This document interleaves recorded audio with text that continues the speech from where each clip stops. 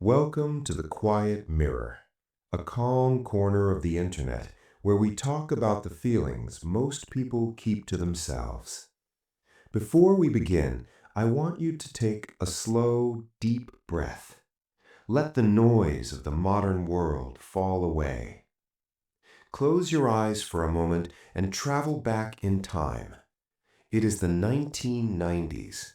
While the world was getting louder and moving toward the digital age, you were likely standing on the sidelines.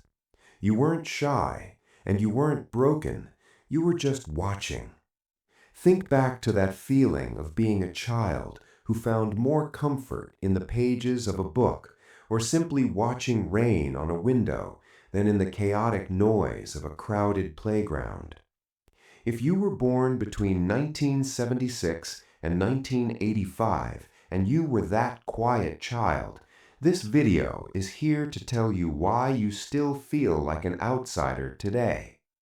It is time to understand who you were then and who you are now. Growing up in the 90s was a very special time. It was the last era of analog boredom. For a quiet child, this wasn't a period of loneliness. It was a safe space. You didn't have a smartphone to hide behind. Instead, you only had your own thoughts. Imagine the slow afternoons where the only sound was a ticking clock or a distant lawnmower. You learned to find fun in the stories in your head or by watching the adults around you. You were a natural observer, noticing how people acted and spoke when they thought no one was looking. While other kids were rushing to be the center of attention, you were building a rich internal world that no one else could see. This is where your strength began. The 1990s also started to love loudness and people who were always busy.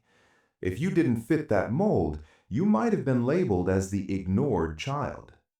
You weren't ignored because people were mean, but because you didn't make enough noise to get attention.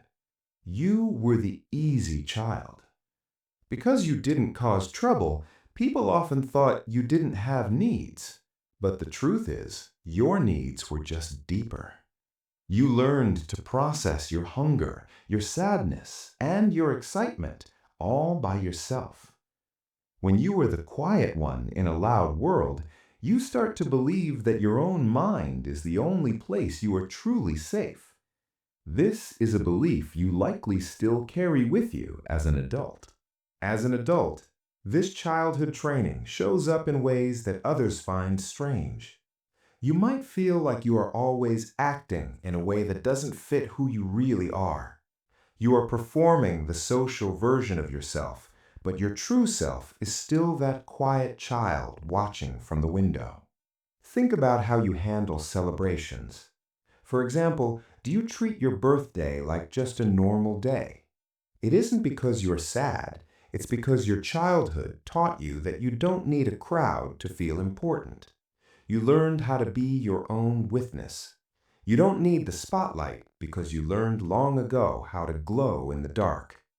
You don't care about being popular or following the crowd because you found your community in deep one-on-one conversations rather than the noise of a party.